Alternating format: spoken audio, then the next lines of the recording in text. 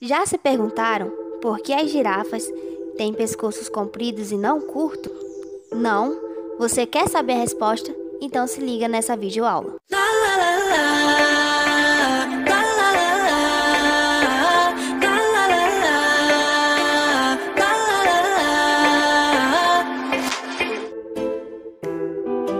Evolução é o processo através do qual ocorrem as mudanças ou transformações nos seres vivos ao longo do tempo, dando origem às novas espécies. Observação, a evolução é contínua e lenta e invisível aos nossos olhos.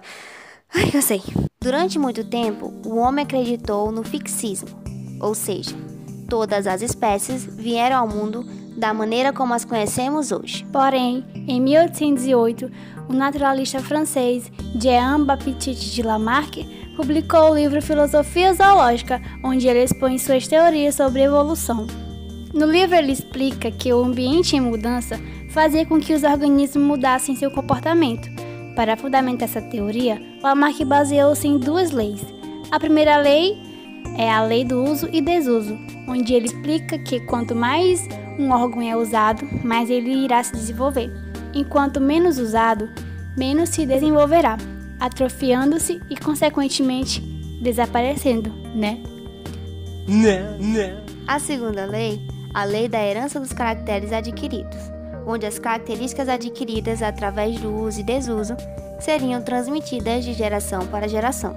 Assim, segundo Lamarck, as serpentes, por exemplo, não têm patas, pois teriam perdido o uso, tendo elas atrofiadas e desaparecidas. Ou seja, os descendentes da serpente teriam herdado patas cada vez mais atrofiadas, até desaparecerem em algum momento. Porém, suas teorias não foram aceitas pela comunidade científica da época e muito tempo depois foram quebradas pela teoria de Darwin.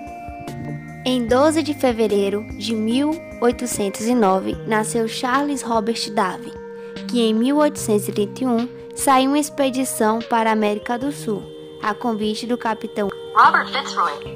Durante a viagem, o navio HMS Beagle fez várias paradas importantes para Darwin, onde pôde perceber as diferenças de fósseis de alguns animais antigos para os atuais. Durante a parada à ilha de Galápagos, Darwin notou diversas espécies de pássaros frigilídeos, que provavelmente se originaram de uma única espécie ancestral. Isso levou Darwin a explicar como as diferentes espécies de animais se desenvolveram ao longo do tempo. Em 1859, publicou o livro A Origem das Espécies, influenciada pelas ideias de Lamarck, onde formulou a teoria da seleção natural. Segundo Darwin, os organismos mais bem adaptados ao meio têm maiores chances de sobrevivência do que os menos adaptados, deixando um número maior de descendentes. Os organismos mais bem adaptados são selecionados para aquele ambiente.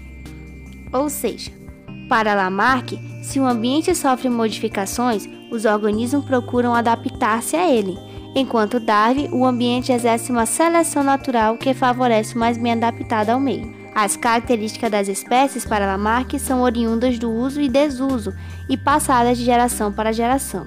Já Darwin acredita que as características advêm de um ancestral comum e que sofrem adaptações de acordo com o ambiente que vivem. Para entender melhor a diferença entre eles, usaremos as girafas citadas lá no começo. Lembra, Chuchu? Na teoria de Lamarck, todas as girafas são oriundas de um mesmo ancestral, ou seja, girafas de pescoços curtos e que, devido ao esforço feito durante a vida para se alimentar de folhas mais altas, teriam esticado o pescoço, que é a lei do uso e desuso. E essa característica seria passada de pai para filho, lei da herança dos caracteres adquiridos.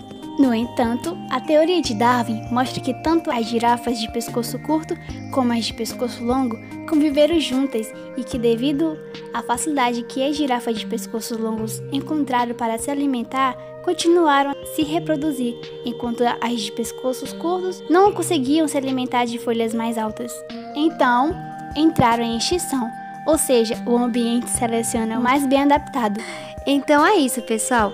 Espero que tenham aprendido. Tchau!